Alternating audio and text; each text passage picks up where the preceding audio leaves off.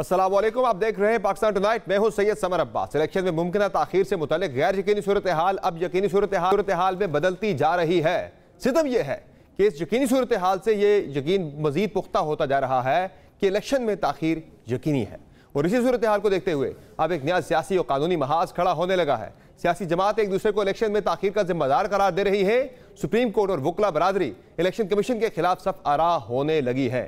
तहरीक इंसाफ अपनी ही जमात के रहनुमा और सदर आरिफ अलवी को पाकिस्तान की तारीख में ताखीर को इलेक्शन की तारीख में ताखीर करने पर आइन की बेहरमती करने का इल्ज़ाम दे रही है। यानी इलेक्शन में ताखीर को लेकर एक बड़ा सियासी और आइनी बहरान आन खड़ा है, क्योंकि इलेक्शन में ताखीर का खदशा तो गुज़िश्ता कई हफ्तों से अपनी जगह मौजूद था, लेकिन अब इस मामले पर सियासी मुफाहमत करने वाली जमातें मुजाहमत पर उतर आई हैं। अभी चंद रोज कबल ही चीनी की बरामद से मुतालिक फैसले पर मुस्लिम लीग नून और पीपल्स पार्टी आमने सामने खड़ी थी कि अब मुल्क में इलेक्शन में मुमकिन ताखीर पर सियासी मुहिम जोई शुरू हो गई है। गुज़िश्ता रोज जमीयत उलमा इस्लाम फे के सरबराह मौलाना फजलुर रहमान ने जो महाज खड़ा किया था, आज उसको अगले मरहले पर पीपल्स पार्टी के चेयरमैन बिलावल भुट्टो जरदारी ले गए हैं। गुज़िश्ता रोज मौलाना फजलुर रहमान ने इलेक्शन में ताखीर का जिम्मेदार पीपल्स पार्टी को ठहराया, तो आज बिलावल भुट्टो जरदारी ने मुमकिन ताखीर पर नाम लिए बगैर नून लीग को निशाना बना डाला। गुज़िश्ता रोज लाहौर में साफियों से गुफ्तगू करते हुए मौलाना फजलुर रहमान ने यह इंकशाफ किया था कि पीपल्स पार्टी वादे से न फिरती तो इस वक्त इलेक्शन हो जाते। मौलाना फजलुर रहमान का मजीद कहना था कि पीपल्स पार्टी आखिरी वक्त में आकर फैसले से फिर गई थी। MQM और अख्तर मेंगल समेत दीगर ने इत्तफाक राय से फौरी इलेक्शन कराने का फैसला किया था। पीपल्स पार्टी ने आखिरी वक्त में तहरीक अदम एतमाद लाने पर जोर दिया था। मौलाना फजलुर रहमान साहब के इस बयान पर पीपल्स पार्टी के चेयरमैन बिलावल भुट्टो जरदारी ने मौक़िफ़ तो दिया, लेकिन वो मौलाना से ज्यादा बज़ाहिर नून लीग को टारगेट कर गए। उनकी जमात तो 14 मई को भी पंजाब और खैबर पख्तूनख्वा में इलेक्शन के लिए तैयार थी, लेकिन अब ताखीर का सवाल इलेक्शन से भागने वालों से होना चाहिए। इलेक्शंस 90 दिन में हो। मौलाना फजलुर रहमान साहब एक बहुत ही सीनियर सियासतदान है। मैं मौलाना फजलुर रहमान साहब को के जो बयानात है और इस एपिसोड पे जो उसका एक स्टेटमेंट है, उस पर मैं ज़्यादा डिटेल में तो नहीं जाना चाहूँगा, मगर आपको इतना बताना चाहूँगा कि पाकिस्तान पीपल्स पार्टी पहले भी इलेक्शंस के लिए तैयार थे। पाकिस्तान पीपल्स पार्टी में 14th पे इलेक्शंस करने के लिए तैयार थे और पाकिस्तान पीपल्स पार्टी 60 डेज में इलेक्शंस करवाने के लिए तैयार थे और 90 दिन आइन के मुताबिक इलेक्शंस करवाने के लिए तैयार है। उनसे ये सवाल पूछा जाए जो हर इलेक्शन से भागते हैं। बिलावल भुट्टो ने इलेक्शन में ताखीर के खदशे के साथ साथ 90 रोज में इलेक्शन कराने का मुतालबा भी किया है। जहां पीपल्स पार्टी और जमीयत उलमा इस्लाम फे इलेक्शन में ताखीर पर सफर आ है, वहां PTI को भी इलेक्शन में ताखीर पर एतराज है। ताहम इस मुतालिक पाकिस्तान तहरीक इंसाफ अपनी जमात के रहनुमा और सदर मुमलिकत डॉक्टर आरिफ अलवी को मौजूदा इल्ज़ाम समझ रही है। आज तहरीक इंसाफ की कोर कमेटी ने बज़ाहिर सदर मुमलिकत को इलेक्शन में ताखीर पर नताइज से खबरदार किया है। पाकिस्तान तहरीक इंसाफ की कोर कमेटी की जानिब से एक बयान में कहा गया है कि सदर पाकिस्तान आरिफ अलवी साहब अपना दस्तूरी फरीज़ा निभाएं और आइन की बालादस्ती जो कि उनके मनसब की कुलीदी जिम्मेदारी है यकीनी बनाते हुए बिला ताखीर आम इंतखाबात की तारीख का ऐलान करें, वरना वो आइन की बेहुरमती और अवाम के बुनियादी दस्तूरी और जमहूरी हकूक़ की पामाली के जिम्मेदार होंगे। दिलचस्प बात यह है कि तहरीक इंसाफ की सदर मुमलिकत को यह वार्निंग एन उस दिन आई जिस दिन उनकी 5 साल मुद्दत का खात्मा हो रहा है। ताहम फिलहाल वो अपने ओहदे पर फायज ही रहेंगे। पाकिस्तान तहरीक इंसाफ की सदर मुमलिकत को यह बज़ाहिर धमकी इसलिए भी इंतहाई अहम है क्योंकि चंद रोज़ कबल ही सदर मुमलिकत की जानिब से इलेक्शन की तारीख दिए जाने का इम्कान था, लेकिन फिर गुज़श्ता जुम्मा उनसे खुफिया मुलाकात के बाद ये तारीख ताहाल नहीं आ सकी। शकूक इसलिए भी पैदा होते हैं कि निगरान हुकूमत सिर्फ रोज़मर्रा अमूर की निगरानी नहीं बल्कि बाज़ाब्ता हुक्मरानी कर रही है। निगरान वज़रा रोज़ मुख्तलिफ मामलात पर पॉलिसी बयान देते हैं, पोजीशन लेते हैं। आज खुसूसी सरमायाकारी फैसिलिटेशन काउंसिल का तवील इजलास हुआ, जिसमें मुल्क में सरमायाकारी लाने और एक्सपोर्ट्स बढ़ाने के लिए कलील मुद्दती और तवील मुद्दती प्लान्स के अलावा मईशत से जुड़े दीगर मसाइल पर गौर किया गया। एक तरफ कुछ सियासी जमातें इलेक्शन में ताखीर पर नाला हैं, तो दूसरी जानिब अदालतें भी सख्त रिमार्क्स दे रही हैं, जबकि वकला बरादरी एक पूरी तहरीक चलाने की तैयारी कर रही है। गुज़िश्ता रोज़ वकला कन्वेंशन में इलेक्शन में ताखीर पर शदीद मुदामती मौक़िफ़ देखने में आया और अब 14 सितंबर को हड़ताल का ऐलान किया गया है। दूसरी जानिब इस सूरत हाल में मुस्लिम लीग नून की जानिब से सबसे ज्यादा मानी खेज खामोशी पर मबनी मौक़िफ़ दिखाई दे रहा है। बतौर बज़ाहिर नून लीग के लिए इलेक्शन में जाने से पहले बड़ा मसला पार्टी कायद नवाज शरीफ की वतन वापसी का है, जो फिलहाल अक्टूबर में भी उनकी दूर दूर तक वापसी के आसार दिखाई नहीं दे रहे, जिस पर अब पार्टी की सीनियर तरीन क़यादत की जानिब से भी एतराज़ात और सवालात उठाए जाने लगे हैं। तमाम मामलात पर तबसरा में ज्वाइन किया है मुस्लिम लीग नून के सीनियर रहनुमा जनाब खुर्रम दस्तगीर साहब ने, जबकि आगे चल के हमें पाकिस्तान तहरीक इंसाफ की कोर कमेटी के रुकन नईम हैदर पजोथा भी ज्वाइन करेंगे, जो कि सदर मुमलिकत को आज वार्निंग जारी की गई है। पाकिस्तान तहरीक इंसाफ की कोर कमेटी की तरफ से बड़ी सख्त तंबीह की गई है। खुर्रम दस्तगीर साहब, बहुत शुक्रिया सर, आपने प्रोग्राम में ज्वाइन किया।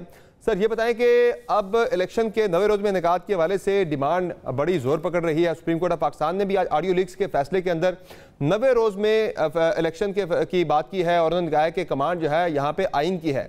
बिलावल भुट्टो जरदारी जो कि आपके साबिक इत्तेहादी है, उन्होंने भी आज नून लीग को ताना दिया है कि इलेक्शन में ताखीर का उनसे पूछें जो इलेक्शन से भागते हैं। जो पंजाब और खैबर पख्तूनख्वा के इलेक्शन से भाग गए थे, तो नून लीग फिर सर कब तक इलेक्शन के लिए तैयार हो जाएगी कि आपको ये ताना मजीद ना सुनना पड़े? सबसे पहले तो मेरी इस्तदा है कि जो तमाम 15 जमातें पीडीएम की जो कोalition गवर्नमेंट में शामिल थी, उन सब को इन फैसलों की इज्तिमाई जिम्मेदारी कबूल करनी है।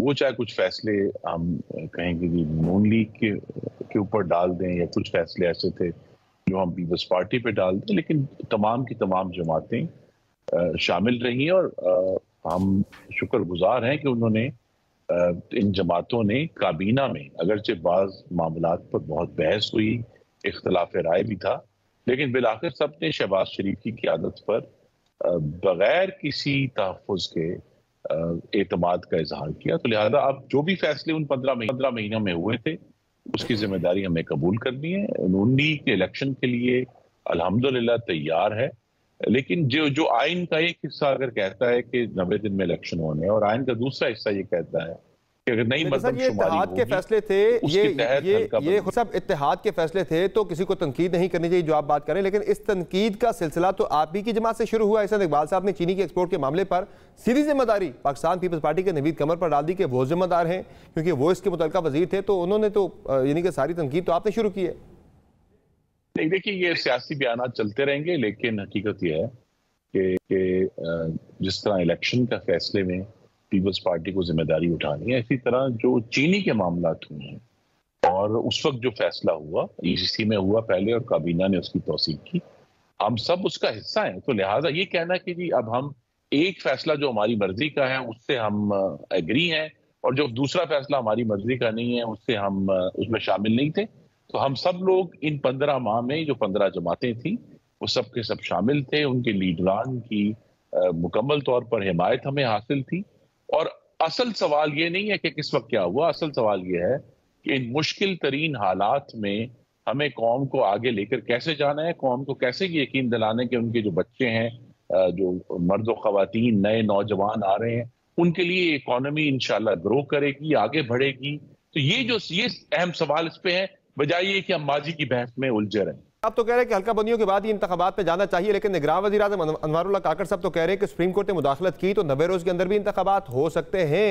अगर ऐसा हुआ तो फिर तो नून लीग को ना चाहते हुए भी इंतखाबात में जाना पड़ेगा। फिर जी हम तो तैयार हैं। हम इंशाल्लाह, आपको मालूम ही है कि हमारी चीफ ऑर्गेनाइजर ने एक राउंड मुकम्मल किया, वन करीब जो दूसरे सूबे हैं वहां भी जाने की तैयारी कर रही हैं और वहां जाकर पार्टी को रीऑर्गेनाइज करेंगी। तो हम इलेक्शन के लिए तैयार हैं, लेकिन मैं फिर ये कहूंगा कि यहाँ सुप्रीम कोर्ट का जो मामला है वो बड़ा गंभीर हो गया है, बिकॉज सुप्रीम कोर्ट की तरफ से एक मुस्तकिल तौर पर पार्लियामान की जो खुद मुख्तारी है उसके ऊपर एक आंच आ रही है। और सुप्रीम कोर्ट से हमारी ये इस्तदा है कि वो जो जिसे हम रिस्ट्रेंट कहते हैं या एक दूसरे का बाहमी एहतराम जो है वो है, क्योंकि बिलाखिर आइन का जो इब्तदाई है वो ये कहता है कि अल्लाह ताला के बाद हाकिमियत आला पाकिस्तान के मुंतखब नुमाइंदों के हाथ में होगी, उसमें किसी इदारे का जिक्र नहीं है। तो बिलाखिर पार्लियामान जिसमें अवाम के मुंतखब नुमाइंदे मौजूद होते हैं, जो वो कानून साजी करते हैं, वो उनके फैसले हैं कि मुल्क कैसे चलना है। तो लिहाजा जहां तो कोई कानून का मामला है, और अभी हमने देखा है जैसे नैब की जो लॉ चेंज हुआ था और उसको इमरान खान ने चैलेंज किया, उसको 15 माह हो गए हैं, उसकी गालिबन 60 के करीब जो है वो पेशियां हुई हैं, लेकिन अभी तक ये वाज़ेह नहीं हुआ कि उस कानून में बुनियादी हकूक की किस तरह वायलेशन हुई है। तो 60 पेशियां करके अभी ये भी वाज़ेह ना करना, तो सुप्रीम कोर्ट को अपने कॉन्डक्ट के ऊपर इंतहाई संजीदगी से देखना है। तो पाकिस्तान के ऑडियो लीक्स कमीशन के फैसले में पीडीएम पे पूरी चार्जशीट जारी कर दी है। वो कह रहे हैं कि आप लोगों ने आदलिया की आज़ादी पर हमलावर रहे, वफाकी हुकूमत मुतल्लिका जजों को हिरासा करती रही, जजों की हैसियत को दागदार किया गया, मुख्तलिफ चालों से फैसलों की साख को खराब किया गया। आज तो पूरी चार्जशीट आपके खिलाफ आई है। सर इंतहाई अफसोस हुआ है और ये बात साबित हो गई है कि सुप्रीम कोर्ट के एक मुअज़्ज़ज़ जज ने कुछ अर्सा पहले अपने एक डिसेंट में लिखा था कि these are politicians in robes, ये लोग इंसाफ की कबाह पहने हुए सियासतदान हैं। तो आज के फैसले से तो ये बात साबित हो गई है कि ये इंसाफ की कबाह पहने सियासतदान हैं, जो इस किस्म की जो बातें हैं वो अपने फैसलों में लिख रहे हैं और कानून से कहीं दूर चले गए हैं और सियासी पॉइंट स्कोरिंग अगर आला तरीन अदालत के फैसलों में होगी तो ये हम सब के लिए लम्हा फिक्री है। और आने वाली जो पार्लियामान है जो इंशाल्लाह पाकिस्तान के अवाम मुंतखब करेंगे बहुत जल्द चंद महीनों में, उसके सामने ये जरूर एक मामला उठेगा कि जो सुप्रीम कोर्ट और उसके मुख्तलिफ जो आईनी उसकी जो अंदर उसको खुद मुख्तारी दी गई है उसका जरूर हम सब एहतराम करते हैं, लेकिन पाकिस्तान के अवाम की तरफ से हमें जो एक अथॉरिटी दी जाती है ये इस बात का तयन करने की कि हम इज्तिमाई तौर पर बैठकर ये कहें कि मुल्क के मामला ऐसा चलेंगे, उससे अदालत अपने आप को अलहदा नहीं कर सकती। अदालत एक रियासत का हिस्सा है और वही रियासत है, मैं फिर दोहरा दूं, जिसमें आला तरीन इक़्तिदार अल्लाह ताला के बाद अवाम के मुंतखब नुमाइंदों के हाथ में। आप जिन अवाम की बात कर रहे हैं उन अवाम के लिए तो आप बिजली महंगी करके गए हैं। जुलाई के बिल्स में जुलाई जो आपने इजाफा किया था वो जुलाई के बिल्स में वसूल नहीं हुआ। अगस्त में डबल सरचार्ज ला के लोगों के बिजली के बिलों में आया, उन पर क़यामत गिर गई। फिर बिजली के बाद आपने चीनी की एक्सपोर्ट की, आप लोगों ने स्टॉक्स देखे नहीं, स्टॉक्स कम हैं, फिर उससे चीनी महंगी हो गई। इन सब चीज़ों के साथ आप लोग इलेक्शन में जाएंगे कैसे उन अवाम के पास जिनकी आप बात कर रहे हैं? देखिए ये सब हमारे सब जो सियासत में जो लोग शामिल हैं या आप जैसे जो बालिग नजर जर्नलिस्ट इस मामले को देखते हैं, हमारे लिए गुफ्तगू का ये टॉपिक तो हो सकता है, लेकिन बहरहाल हम सबको, मैं फिर दोहरा देता हूँ, इज्तिमाई जिम्मेदारी इन 15 महीनों की हमें जरूर कबूल करनी है। यही अवामी नुमाइंदगी का हिस्सा है कि अगर हमने एक आईनी अमल के जरिए एक जो मौजूद हुकूमत थी उसके वज़ीर आज़म को निकाला, पाकिस्तान की तारीख में पहली दफा कोई जो अदम एतमाद की तहरीक है कौमी असम्बली में वो अल्हम्दुलिल्लाह कामयाब हुई, एक पुरअमन तरीके से एक हुकूमत को फारिग किया गया, तो उसके जो भी मुज़बरात थे हम सबको उसकी जिम्मेदारी। अच्छा सर, गुम के फिर वहीं पे आती है कि मौलाना फजल रहमान साहब ने कहा है कि पीपल्स पार्टी ने इलेक्शन नहीं होने दिए, वरना इलेक्शन होकर आज नई हुकूमत हमारी बन चुकी होती है। आपकी क्या राय है कि जिम्मेदार पीपल्स पार्टी थी उस वक्त इलेक्शन ना होने की, या जनरल बाजवा साहब का ये फैसला था कि अदम एतमाद लाई जाए और इंतखाबात में डायरेक्टली इस्तीफे दे के ना जाया जाए? जी, हम 2022 के बुनियाद पर इलेक्शन में नहीं जाएंगे। हम ये अवाम को याद कराना चाहेंगे, लेकिन सर मुझे 2013 में आज वो तो है सर, लेकिन बात यह है कि आप लोग ऑन ही नहीं करते शहबाज साहब की, इसका मतलब है शहबाज शरीफ साहब की हम जो वजारत उज़्मा है उसको पूरी तरह ऑन करते हैं। उन्होंने इंतहाई मुस्तादी से और अपनी जो उनकी एक तहरीक है, मुहर्रक शख्स हैं, उन्होंने पूरी कोशिश की है कि जो अज़ाब इमरानी पाकिस्तान पर मुसल्लत हुआ था उसको दुरुस्त करें। उन्होंने पाकिस्तान को डिफॉल्ट से बचाया है, उन्होंने नए बिजली के जराए 5000 मेगावाट जो है सिस्टम में ऐड किए हैं, उन्हें बहुत सारे मामलात जो रुक गए थे तरक्की के उनको दोबारा से चालू किया है। उन्होंने बहुत बड़ा काम जो शहबाज शरीफ साहब ने किया है कि उन्होंने पाकिस्तान के खारजा ताल्लुकात में कह सकता हूँ रिपेयर किए हैं, जो वो उनमें बहुत बड़े बड़े डेंट डालकर इमरान खान गए थे। लेकिन आज भी, और शहबाज शरीफ साहब खुद भी ये कहते हैं कि कायद हमारे नवाज शरीफ है और पाकिस्तान के अवाम की जो जज्बाती वाबस्तगी है नवाज शरीफ से वही बुनियाद है उनकी लीडरशिप की, और इंशाल्लाह वही वाबस्तगी हमें इलेक्शन में भी कामयाबी दिलाएगी। तो मियां साहब पाकिस्तान वापस आ क्यों नहीं रहे? क्या रोक रहा उन्हें पाकिस्तान आने से? अक्टूबर की बात पहले हो रही थी, अब अक्टूबर के इम्कानात भी बड़े मादूम लग रहे हैं। अक्टूबर की बात शहबाज शरीफ साहब ने की है, हम सब उस पर कायम है, लेकिन डेट्स ऊपर नीचे हो सकती हैं। असल जो आपके नाजरीन के लिए जो बुनियादी मामला है वही है कि इंशाअल्लाह मोहम्मद नवाज शरीफ तो इलेक्शन की जो इंतखाबी मुहिम है उसमें मुस्लिम लीग नून की क़यादत करेंगे और इंशाअल्लाह पाकिस्तान के अगले वज़ीर आज़म होंगे। शुक्रिया उखरम दस्तगीर साहब, आपने प्रोग्राम में ज्वाइन किया। नाज़रीन, अब बात करते हैं पाकिस्तान तहरीक इंसाफ की, कि जिसकी कोर कमेटी ने आज सदर आरिफ अलवी को एक सख्त ज़ुबान में एक तंबीह कर दी है, वार्निंग जारी की है कि वो फौरी तौर पे इलेक्शन की तारीख दें। इसी पे हमें पाकिस्तान तहरीक इंसाफ की कोर कमेटी के रुकन नईम हैदर पंजोता ने ज्वाइन किया है, जो कि पाकिस्तान तहरीक इंसाफ के चेयरमैन के स्पोक्स पर्सन भी हैं लीगल मैटर्स के ऊपर। नईम हैदर पंजोता साहब, बहुत शुक्रिया आपने प्रोग्राम में ज्वाइन किया। सर, ये बताएं कि आज क्या वजह हुई कि इतनी सख्त जुबान में तंबीह की गई, सदर को वार्निंग जारी की गई कि वो इलेक्शन की तारीख दें, क्या तहरीक इंसाफ को अपने ही सदर पर शक हो गया है कि वो अपनी जिम्मेदारी को जानबूझ के नहीं निभा रहे? देखें, तहफ़्फ़ुज़ात की बात नहीं है, आइन की बात है, दस्तूर की बात है, कानून की बात है। और वाज़ेह तौर पर आइन के अंदर जब लिखा हुआ है कि प्रेसिडेंट आरिफ अलवी साहब वो तारीख देंगे और 90 दिन के अंदर अंदर जो है वो डेट होगी, जो भी वो अनाउंस करेंगे, 90 दिन से ऊपर एक दिन भी वो नहीं जा सकते। इस हवाले से बारहा हमने गुजारिश भी की, मीडिया के ऊपर भी बात की कि सदर आरिफ अलवी साहब ने डेट देनी है। इलेक्शन कमीशन कानून के मुताबिक डेट नहीं दे सकता, आइन के मुताबिक डेट नहीं दे सकता, लेकिन उसके बावजूद सदर आरिफ अलवी साहब ने तारीख नहीं दी।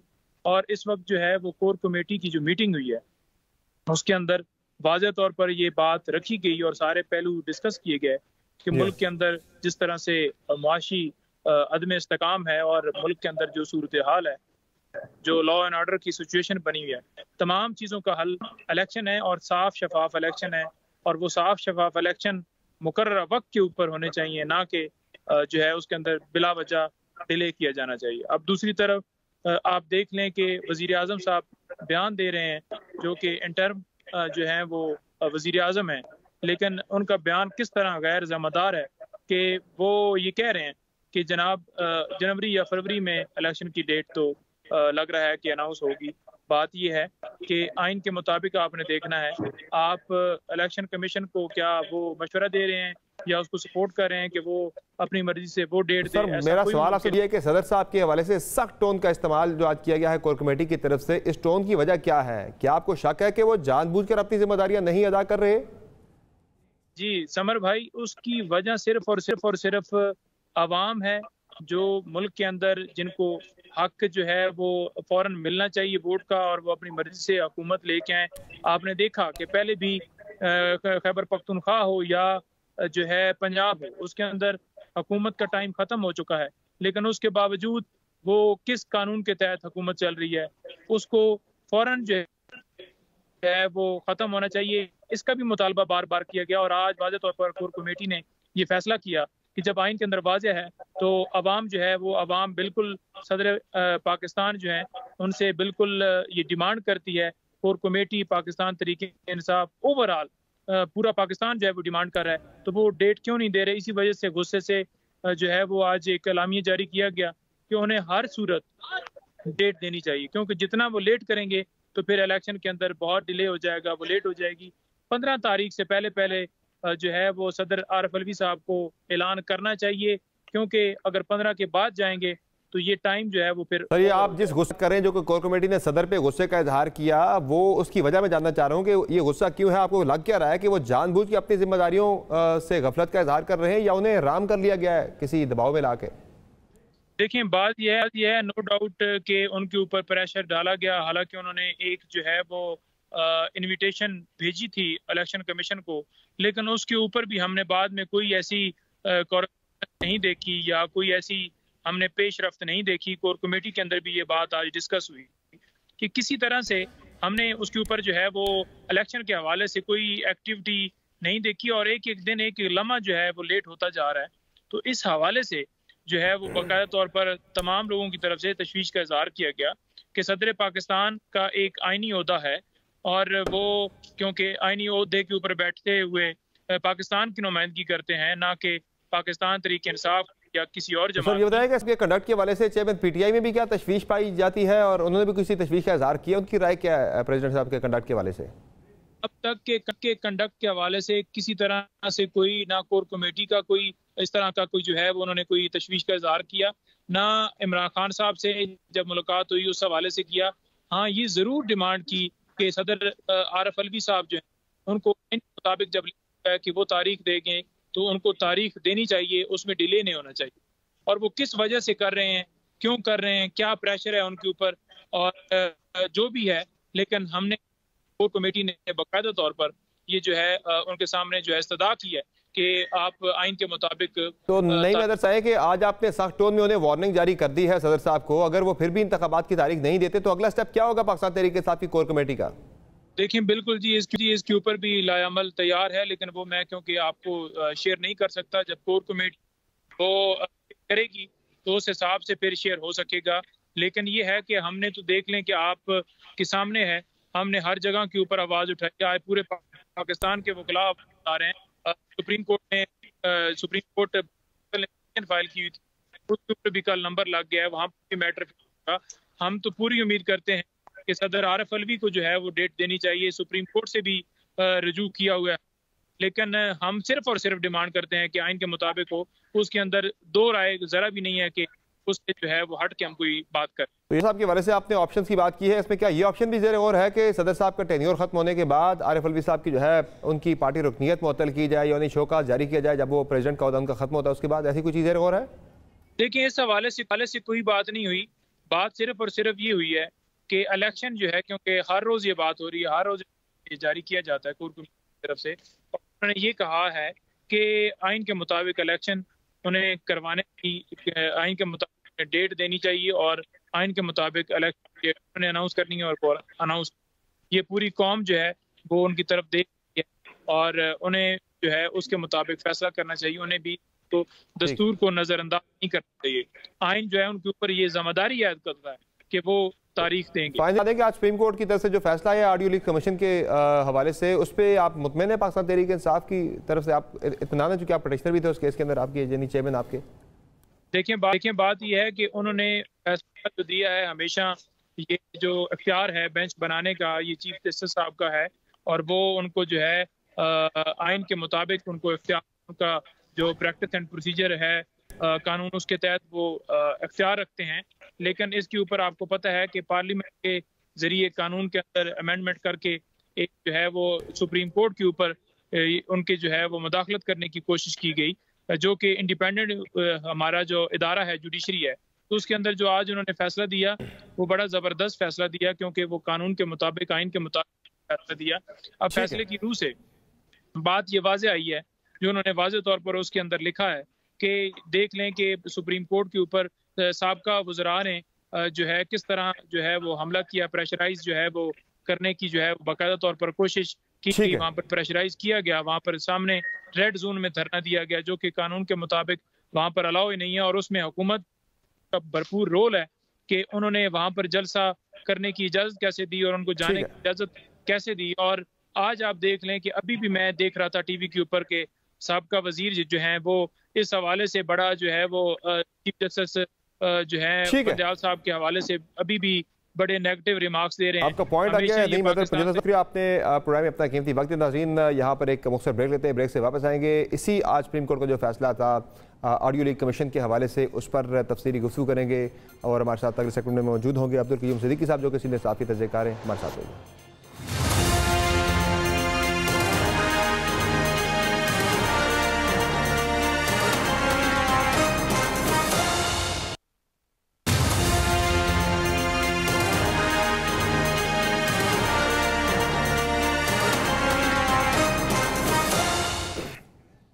Welcome back. पीडीएम हुकूमत अदलिया की आज़ादी पर हमला आवर थी। वफाकी हुकूमत मुतल्लिका जज को हरासा कर रही थी। गुज़िश्ता हुकूमत ने जजों की हैसियत को दागदार किया। पीडीएम हुकूमत ने मुख्तलिफ चालों से अदालती फैसलों की साख को खराब किया। ये सख्त रिमार्क्स बल्कि चार्जशीट आज सुप्रीम कोर्ट की जानिब से सामने आई है, जिससे चंद माह कबल रुखसत होने वाली पीडीएम हुकूमत को कटहरे में ला खड़ा किया है।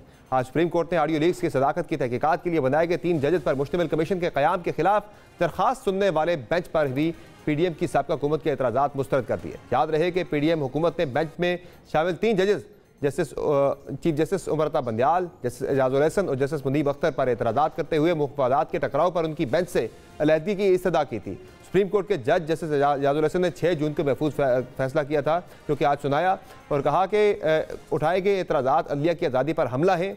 चीफ जस्टिस उमरता बंदयाल की सरबराही में सुप्रीम कोर्ट के 5 रुकनी बेंच ने ऑडियो लीक्स कमीशन की तश्कील को चैलेंज करने वाले 4 दरखास्तों पर समाअत की थी, जिसमें justice Ejazul Hasan, justice Munib Akhtar, justice Syed Hasan Azhar Rizvi और जस्टिस शाहिद वहीद शामिल थे। बाद चीफ जस्टिस उमरता बंदयाल का तहरीर करदा तफसीली फैसला भी जारी किया गया। 32 सफ़ात पर मुश्तमिल फैसले में कहा गया कि अटॉर्नी जनरल ने खुले दिल से एतराफ़ किया कि चीफ जस्टिस या उनके रिश्तेदारों का कोई मालियाती या मलकियती मुफाद मज़कूरा केस से नहीं जुड़ा है। अटॉर्नी जनरल की अदालत के सवालात का जवाब देने में अदम दिलचस्पी इस बात की निशानदेही करती है कि मुमकिन तौर पर वफाकी हुकूमत का एतराज़ मेरिट पर फैसले में ताख़ीर करने या मुतल्लिका जज को हिरासत करने के लिए था। हुक्मनामे में कहा गया है कि अटॉर्नी जनरल की मखसूस वजह और चीफ जस्टिस या उनके रिश्तेदारों के मफादात की निशानदेही करने में नाकामी ने आला जज के खिलाफ गुज़िश्ता हुकूमत के इल्ज़ामात को फर्जी करार दिया। यह ज़ाहिर होता है कि चीफ जस्टिस के खिलाफ मफादात के टकराव का ख्याली दावा मुकदमे का फैसला मौखर करने के लिए बुनियाद के तौर पर किया गया। फैसले में कहा गया है कि वाक़यात का एक सिलसिला था जिसमें गुज़िश्ता हुकूमत और उसके वज़रा ने अदालती इख्तियारात को ख़त्म करने कुछ जजों की हैसियत को दागदार करने की कोशिश की ताकि फैसले को रोका, ताख़ीर का शिकार या उसमें रद्द-ओ-बदल किया जा सके। हुक्मनामे में कहा गया है कि PDM हुकूमत ने मुख्तलिफ चालों, हीले बहानों से अदालती फैसलों में ताख़ीर की और उसके फैसलों की साख को ख़राब किया। फैसले में यह भी कहा गया है कि साबिक़ा हुकूमत ने पंजाब असम्बली इंतखाबात कराने के 4 अप्रैल के हुक्म के खिलाफ इलेक्शन कमीशन की अपील की आड़ ली, जबकि अदालत ने वफाकी हुकूमत के ऐसे तमाम इक़दामात का बुर्दबारी और सब्र तहम्मुल का सामना किया। तहम यह वाज़ेह है किसी भी हतमी फैसले को नाफज करने से इनकार पर आइन के मुताबिक कार्रवाई की जा सकती है। हुक्मनामे में कहा गया है कि हमारे जहनों में बेंच से अलहदगी की दरखास्त में की वजूहात में कमी नजर आई, इस वजह से ये अदलिया की आज़ादी पर हमला है, इसलिए बेंच से अलहदगी की दरखास्त को खारिज किया जाता है। जहाँ एक तरफ सुप्रीम कोर्ट ने साबिक़ा हुकूमत को चार्जशीट किया, वहाँ इसी केस में सुप्रीम कोर्ट के अंदर भी एक तफरीक मौजूद है। ये वही केस है जिस पर उस वक्त वफाकी हुकूमत ने अदलिया और जजेस से मुतल्लिक ऑडियो लीक्स की तहकीकात के लिए सुप्रीम कोर्ट के सीनियर तरीन जज जस्टिस काजी फाइज ईसा की सरबराही में 3 रुकनी इंक्वायरी कमीशन कायम किया था, जिसमें बलूचिस्तान हाई कोर्ट के चीफ जस्टिस नईम अख्तर अफगान और इस्लामाबाद हाई कोर्ट के चीफ जस्टिस आमिर फारूक भी शामिल थे। ताहम 26 मई को 5 जजेस के बेंच ने इस 3 जजेस के कमीशन को काम करने से रोक दिया था, जिसके बाद अगले रोज इस कमीशन ने सुप्रीम कोर्ट की समाअत का नतीजा आने तक अपनी कार्रवाई मुलतवी कर दी थी। बाद 30 मई को वफाकी हुकूमत ने इस कमीशन की तश्कील के खिलाफ दरखास्त पर समाअत करने वाले बेंच पर एतराज़ उठाकर नया बेंच तश्कील देने की इस्तदा की थी। इसी मामले पर हम गुफ्तगू करेंगे। इस्लाम स्टूडियो में ज्वाइन किया है अब्दुल करीम सिद्दीकी साहब ने, जो कि सीनियर सहाफ़ी तजज़ियाकार हैं। सर बहुत शुक्रिया आपने प्रोग्राम में ज्वाइन किया। ये बताएं कि आज का जो फैसला है इस पर आप क्या समझते हैं कि चूँकि एतराज़ तो वफाकी हुकूमत का किसी हद तक जायज़ था कि जिन 3 जजेस के हवाले से बशमूल चीफ जस्टिस जिनका ऑडियो लीक्स के अंदर कहीं ना कहीं जिक्र आता है, वो लोग बेंच के अंदर ना बैठें, लेकिन आज जो फैसला दिया गया जिसमें जो जवाज़ात बताए गए हैं, जो उसमें मुख्तलिफ उन्होंने पेश किए हैं, ज़्यादा तो वफाकी हुकूमत के खिलाफ चार्जशीट थी, लगता आपको कि वो मुतमईन कर पाएँ फैसले के अंदर? फैसले तो पब्लिक प्रॉपर्टी होती है, उन्हें डिस्कस किया जा सकता है। नहीं देखें, मामला ये था, एक ऑडियो लीक आई, ठीक है। उस ऑडियो लीक के अंदर चीफ जस्टिस की जो सास हैं और ख्वाजा तारिक रहीम की अहलिया जो कि पुराने दोस्त हैं, उसमें पंजाब के अंदर इलेक्शंस के हवाले से बातचीत हो रही है और वही केसेस जो हैं वो सुप्रीम कोर्ट ऑफ पाकिस्तान के सामने भी हैं। और उसमें आप ये देखें कि ऐसे चीज़ों पे खुद नोटिस लिया गया जिस पे ऑलरेडी वो ज़ेर इल्तवा थे हाई कोर्ट्स के अंदर, KP में भी और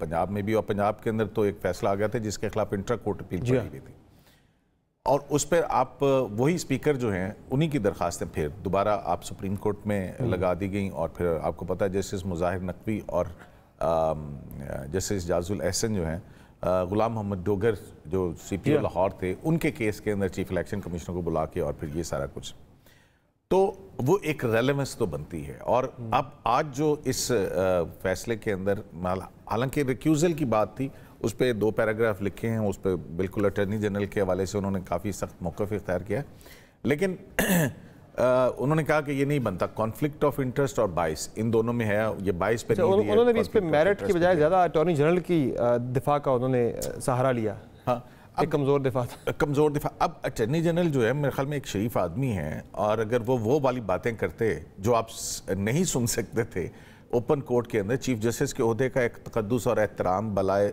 रखते हुए उन्होंने अपने आप को बहुत एक मलफूफ अंदाज में रिस्ट्रिक्ट किया था, तो उसका सिला ये मिला कि आज ये आगे बात, अगर तो इरफान कादिर साहब जैसे कोई लॉयर होता और वो फिर खड़ा होके और फिर अगर चीफ जस्टिस की फैमिली के हवाले से डिस्कशन वहाँ पे करता, तो एक बहुत एम्बैरेसिंग सूरत हाल होती। तो इसमें मेरा ख्याल है कि अटर्नी जनरल ने बहुत एहतियात से काम लिया, जिसको दूसरी तरह से एक्सप्लॉइट किया गया, और जो चीज़ें उसका हिस्सा ही नहीं थी आपने उस सबको जो है वो एक उसमें पैराए में समो दिया, कहाँ से शुरू हुए, कैसे गए, और फिर बस मेरा ख्याल है कि रिक्यूज़ल की दरख्वास्त में सिर्फ उन्होंने यही कहना था कि पिटीशंस आर अलाउड, जो भी इमरान अहमद खान साहब इशारा भी दिया है उन्होंने आज के तौहीन अदालत की कार्रवाई भी हम कर सकते हैं। कर सकते, हमने रिस्ट्रेंट किया, हम ये कर सकते थे, ये हुआ वो हुआ, लोगों ने, हम तो यही सुनते रहे कि अदालतें जो हैं बगैर किसी दबाव के काम करती हैं। और अगर जजेस को इतना हरासा किया जा रहा था तो उस वक्त कोई एक्शन क्यों नहीं लिया गया, क्यों एक इन एक्शन रखा चीफ जस्टिस ने? ठीक है, रिस्ट्रेंट किया, अच्छी बात है। तो फिर अब जो है जबकि वो चीज़ें सारी सामने नहीं थी, उनको इस तरह से करना। फिर एक और बड़ी अच्छी मज़े की बात जो है, वो जो इलेक्शन का उसको नोटिस का 4-3 का झगड़ा था, उसमें आप खुद लिख रहे हैं कि जो जज साहिबान ने डिसमिस कर दी थी। बिल्कुल। तो फिर अगर उन्होंने डिसमिस कर दी थी तो इजाजुल एहसन और मुजाहिद नकवी साहब को और अतर मिनल्लाह साहब को और यहिया अफरीदी साहब को आपने बेंच से क्यों अलग किया? तो बहुत सारी एनॉमलीज जो हैं वो इसके अंदर हैं। अब आप सर ये इस फैसले को देखते हुए आगे के वाले से क्या लग रहा है? क्योंकि दिन बड़े कम रह गए, चीफ जस्टिस साहब के पास एक हफ्ता रह गया है, तो इसमें आपको लग रहा है कि जो एक नैब का फैसला तो उन्होंने देना है, नैब तरामीम के वाले से किस तरह का कुछ सख्त फैसला आप देख रहे हैं, या फिर कोई इस तरह का आ जाए कि भाई अगली पार्लियामेंट पे डाल दिया जाए, या फिर उड़ा देंगे नैब तरामीम को?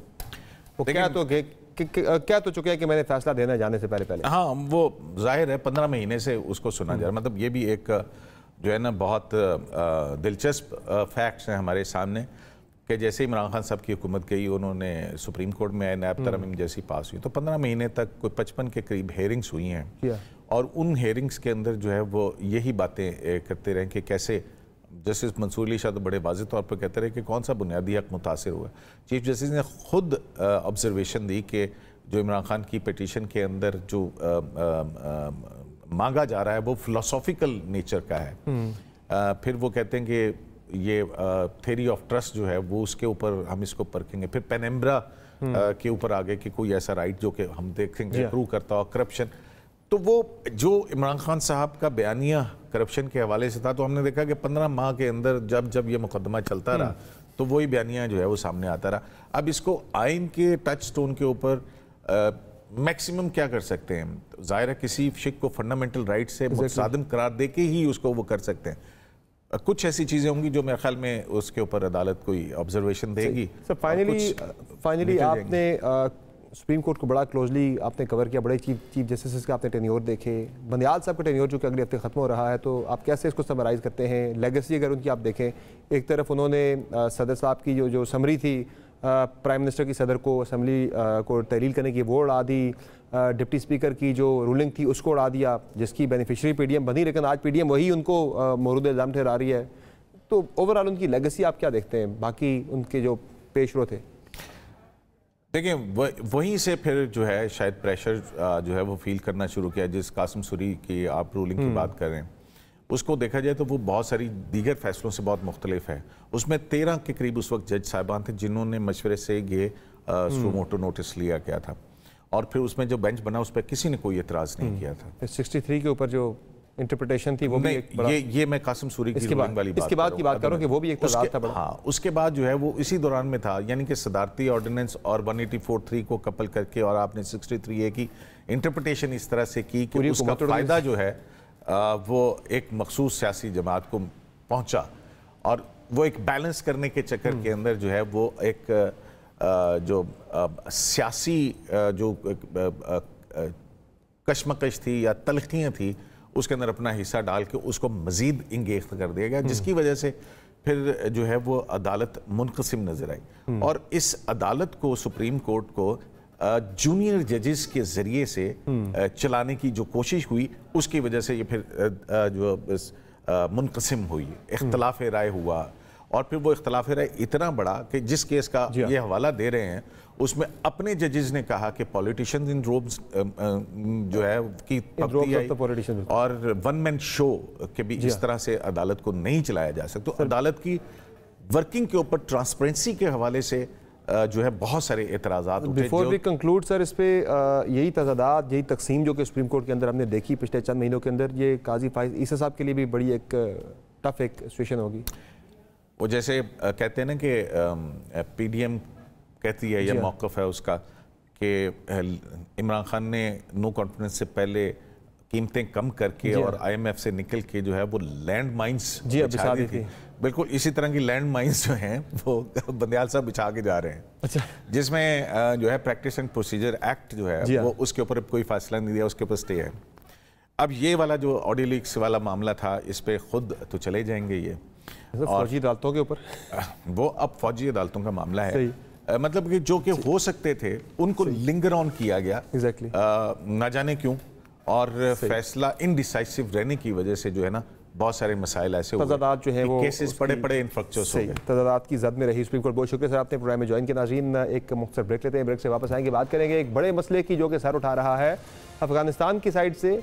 TTP की जानिब से एक अटैक चित्राल की साइड से पाकिस्तान के ऊपर किया जा रहा है। बड़ा खौफनाक अटैक था, लेकिन पाक फौज के जवानों ने बड़ी बहादुरी से इसे रिपल्स किया, लेकिन अभी भी उनकी कोशिशें जो हैं वो आगे पेशकदमी की जारी हैं। इस पर एक ब्रेक के बाद बात करेंगे। ताहिर खान साहब हमारे साथ मौजूद होंगे, हमारे साथ रहिए।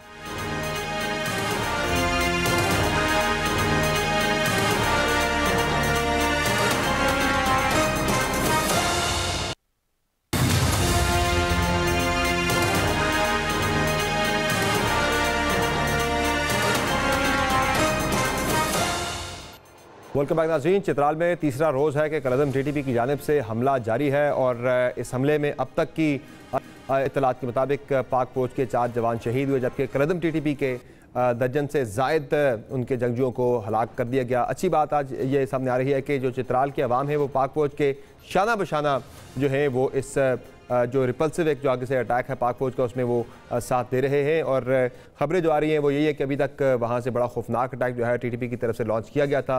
इसे पाक फौज की जानिब से भरपूर तरीके से मादरे वतन का दिफा किया जा रहा है।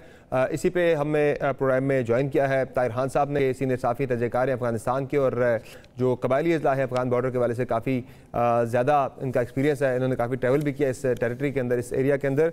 और आज नाज़रीन अफगान नाज़िम अल-उमूर को भी तलब किया गया है और उन्हें इत्तलाजी मुरासला भी थमाया गया सारी सूरत हाल के ऊपर। ताहिर खान साहब बहुत शुक्रिया से प्रोग्राम में ज्वाइन के साथ ये बताएं कि कलअदम TTP की जानिब से जो हमला इस वक्त जारी है, इससे आपको मकासद क्या लग रहे हैं? क्या वो कोई पाकिस्तान के अंदर कोई टेरिटरी पे कब्जा करना चाह रहे हैं? और इसमें यह भी बता दें कि इत्तलात है कि अफगान तालिबान भी TTP की हिमायत कर रहे हैं। क्या आपको मकसद क्या लग रहा है इसका? आपको हदफ क्या नजर आ रहा है और ये हमले का स्केल कितना बड़ा है?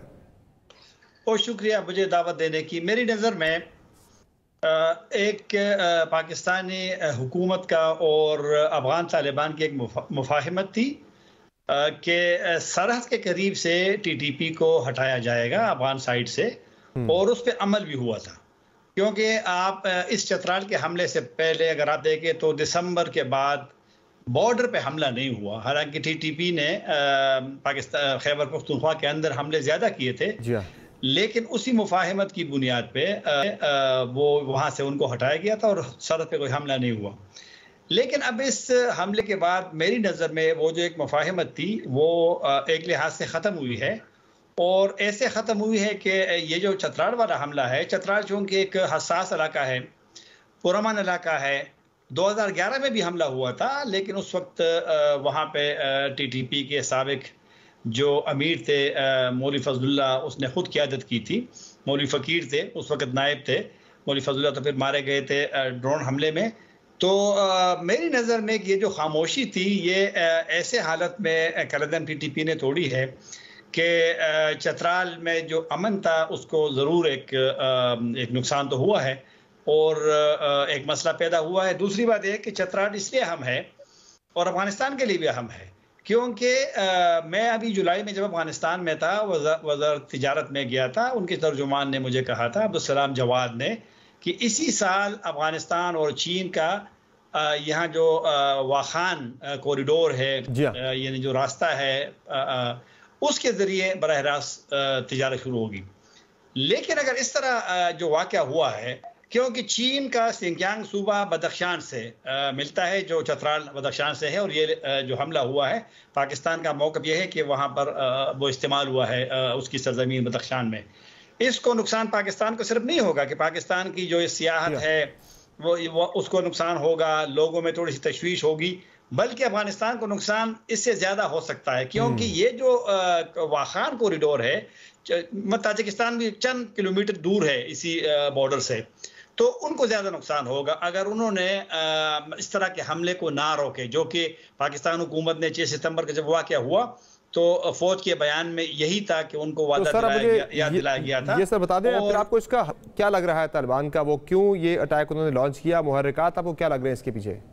मेरी नज़र में हदफ यह है कि चूंकि पाकिस्तानी फोर्सेस का ज़्यादा फोकस था जो खैबर पख्तूनख्वा में या साबिका कबायली इलाकों के जो सरहदात मिलती है अफगानिस्तान से, वहाँ मसला हुआ है ना माजी में, और अभी भी मसाइल हैं, सिक्योरिटी इशूज़ है, हमले TTP के ज़्यादा हुए हैं, कबायली अजला में।